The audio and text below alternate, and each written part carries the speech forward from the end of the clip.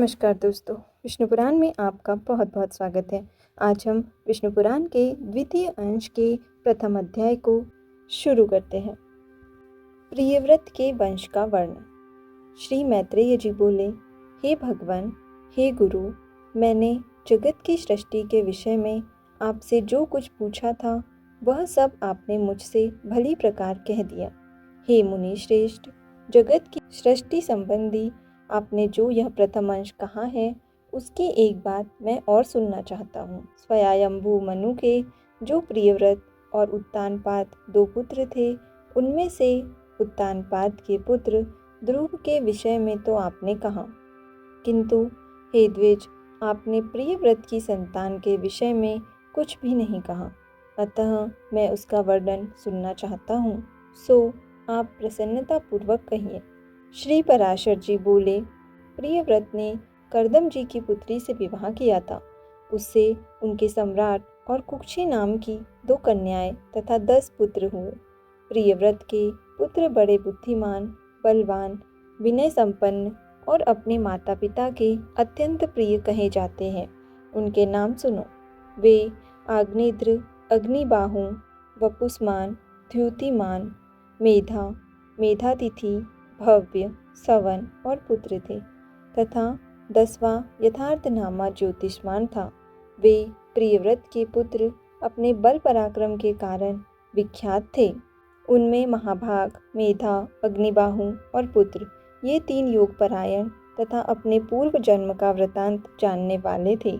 उन्होंने राज्य आदि भोगों में अपना चित्त नहीं लगाया। हे मुने, निर्मल चित्त और कर्म फल की इच्छा से रहित थे तथा समस्त विषयों में सदा न्यायानुकूल ही प्रवृत्त होते थे। हे मुनि श्रेष्ठ, राजा प्रियव्रत ने अपने शेष 7 महात्मा पुत्रों को 7 द्वीप बांट दिए। हे महाभाग, पिता प्रियव्रत ने आग्नेत्र को जम्बूद्वीप और मेधातिथि को प्लक्ष नामक दूसरा द्वीप दिया। उन्होंने शाल्मल द्वीप में वपुस्मान को अभिषिक्त किया, ज्योतिष्मान को कुक्ष द्वीप का राजा बनाया, द्युतिमान को क्रौंच द्वीप के शासन पर नियुक्त किया, भव्य को प्रियव्रत ने शाक द्वीप का स्वामी बनाया और सवन को पुष्कर द्वीप का अधिपति किया। हे मुनि सत्तम, उनमें जो जम्बू द्वीप के अधीश्वर राजा आग्नेत्र थे, उनके प्रजापति के समान 9 पुत्र हुए। वे नाभि, किमपुरुष, हरिवर्ष, इलाव्रत, रम्य, हिरण्वान, कुरु, भद्राश्व और सत्कर्मशील राजा केतुमाल थे। हे विप्र, अब उनके जम्बूद्वीप के विभाग सुनो। पिता आग्नेत्र ने दक्षिण की ओर का हिमवर्ष नाभि को दिया। इसी प्रकार किमपुरुष को हेमकूट वर्ष तथा हरिवर्ष को तीसरा नैषद वर्ष दिया। जिसके मध्य में मेरु पर्वत है, वह इलाव्रत वर्ष उन्होंने इलाव्रत को दिया तथा नीलाचल से लगा हुआ वर्ष रम्य को दिया। पिता आग्नेत्र ने उसका उत्तरवर्ती श्वेत वर्ष हिरण्वान को दिया तथा जो वर्ष श्रृंगवान पर्वत के उत्तर में स्थित है वह कुरु को, और जो मेरु के पूर्व में स्थित है वह भद्राश्व को दिया तथा केतुमाल को गंधमादन वर्ष दिया।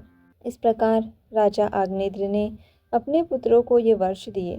हे मैत्रेय, अपने पुत्रों को इन वर्षों में अभिषिक्त कर वे तपस्या के लिए शालग्राम नामक महापवित्र क्षेत्र को चले गए।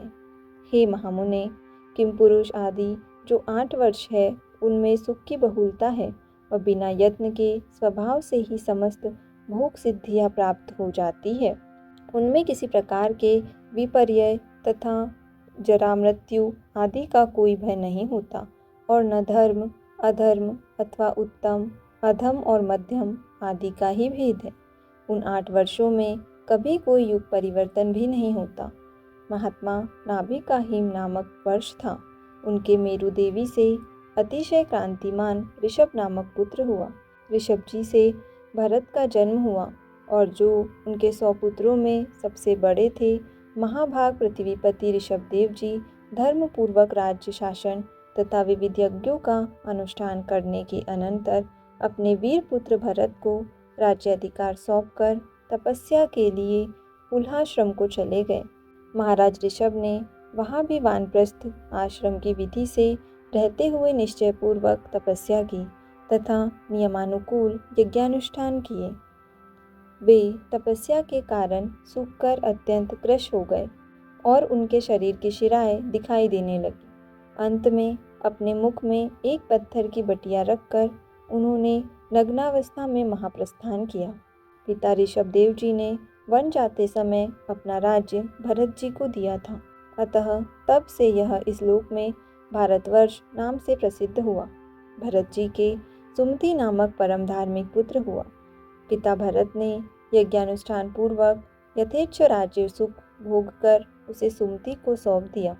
हे मुने, महाराज भरत ने पुत्र को राज्य लक्ष्मी सौंपकर योगाभ्यास में तत्पर हो अंत में शालग्राम क्षेत्र में अपने प्राण छोड़ दिए।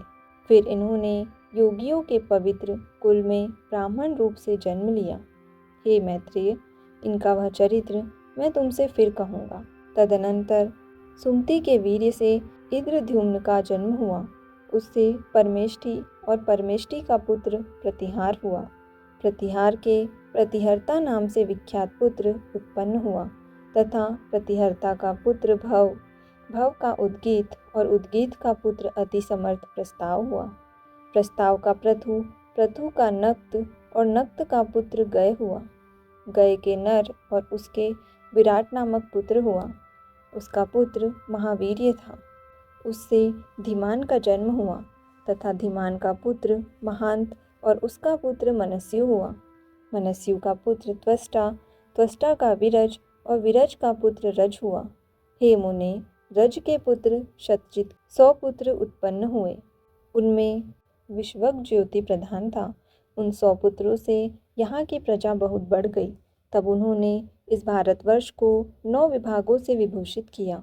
उन्हीं के वंशधरों ने पूर्व काल में कृत त्रेतादि युग क्रम से 71 युग पर्यंत इस भारत भूमि को भोगा था।